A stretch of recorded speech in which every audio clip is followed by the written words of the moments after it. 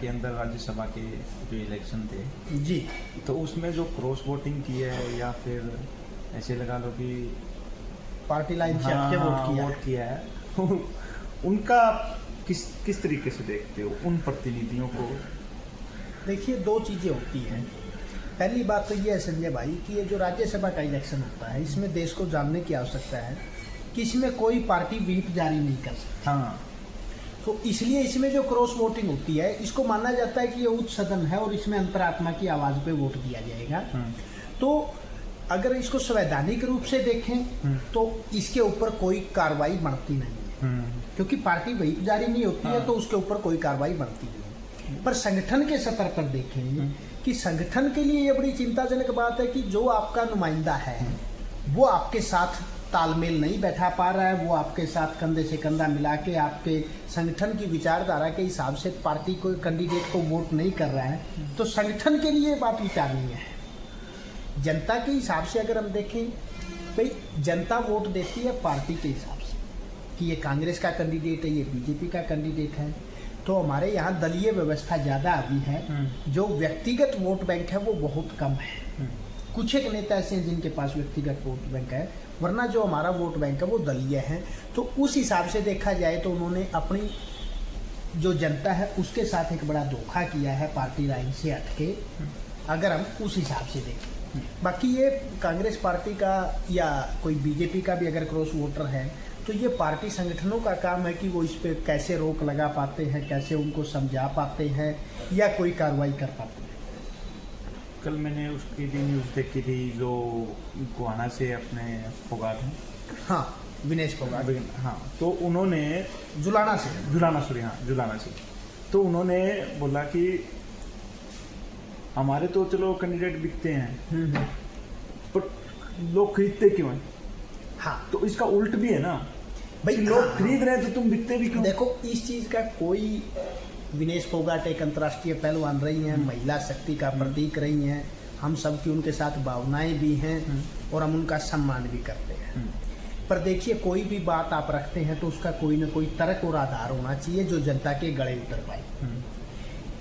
भाई, जिसको सरकार बनानी है, राजनीति में साम दाम दंड भेद सारी चीजें मानी जाती है, तो जिसको सरकार बनानी है, जिसको जीत दर्ज करनी है, वो अपने हथकंडे अपनाएगा। पर बिकने वाला कौन है, दोष उसका होता है। खरीदने वाले आएंगे। अभी जैसे हम एक छोटा सा एग्जांपल ले लें कि आप कोई चीज़, अब आपने मान लो कोई प्लाट लेना है, आपने कोई फैक्ट्री लगानी है, आप जमीन लेने के लिए गांव में गए, तो गांव ये नहीं कह सकता कि आप क्यों खरीद रहे हो। भाई, गांव को वो चीज़ अच्छी नहीं लग रही तो वो अपनी जमीन नहीं बेचेगा, तो आपके पास कैसे आएगी? तो देखिए, मेरा जहाँ तक मानना है, मेरी व्यक्तिगत राय ये है कि क्वेश्चन उससे होने की बजाय कि बीजेपी ने क्यों खरीदा या किसी निर्दलीय ने क्यों खरीदा, क्वेश्चन इस पे होना चाहिए कि किसी ने अपने को क्यों बेचा। हाँ। और इसका मैं एक छोटा सा आपको अपने इतिहास से उदाहरण देता हूँ कि जब महाभारत हम देखते हैं तो उसमें श्री कृष्ण कर्ण को समझाते हैं कि आप पांडवों के बड़े भाई हो, आपको पांडवों की ओर से युद्ध करना चाहिए। तो वो कहता है, जी मैं दुर्योधन का ऋणी हूँ, तो मैं उसका ऋण चुकाए बिना नहीं जा सकता। तो श्री कृष्ण उसे कहते हैं कि हो सकता है कि अर्जुन के प्रति उत्तर रखने के लिए ही उसने आपको खरीदा हो। जो जब इनकी प्रतियोगिता होती है वो उसको अंग का राज्य देता है और उसको अपनी तरफ मिला लेता है कर्ण को, तो श्री कृष्ण उस घटना का जिक्र करते हुए कहते हैं कि भाई हो सकता है कि अर्जुन के समानांतर कोई योद्धा दुर्योधन के पास नहीं था, इसलिए उसने आपको खरीद लिया हो। तो उसके बाद कर्ण एक बड़ी अच्छी बात कहता है जो हमें सीखनी चाहिए। कर्ण कहता है, जी उसने खरीदा, ये बात सही है, पर फिर भी स्वयं को बेचा तो मैंने, तो ऋणी तो मैं हुआ।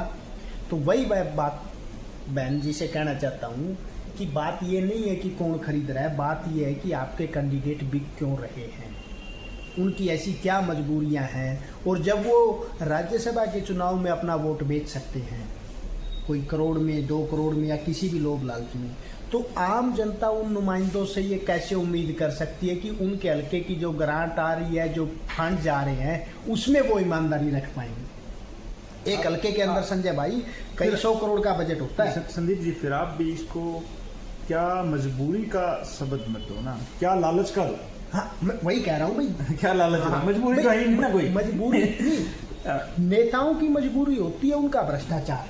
हाँ, आम लालची जनता, है ना, वो लालची है। आम जनता के हिसाब से भाई देखो ऐसा होता है संजय भाई, जो व्यक्ति अपने मानसिक रूप से कमजोर होता है ना, भ्रष्टाचार के लिए या किसी दूसरे वे में, वो मजबूर हो जाता है क्योंकि उसका अपने मन पे कंट्रोल ही नहीं है, उसका सॉफ्टवेयर ही गड़बड़ है।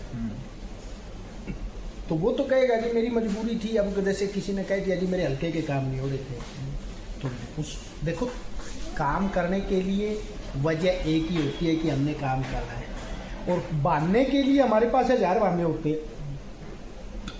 ठीक है, पर हम इसको बिल्कुल गलत मानते हैं। जो क्रॉस वोटिंग हुई है वो जनता के साथ भी गद्दारी है, पार्टी संगठन के साथ भी गद्दारी है, तो ये नहीं होनी चाहिए।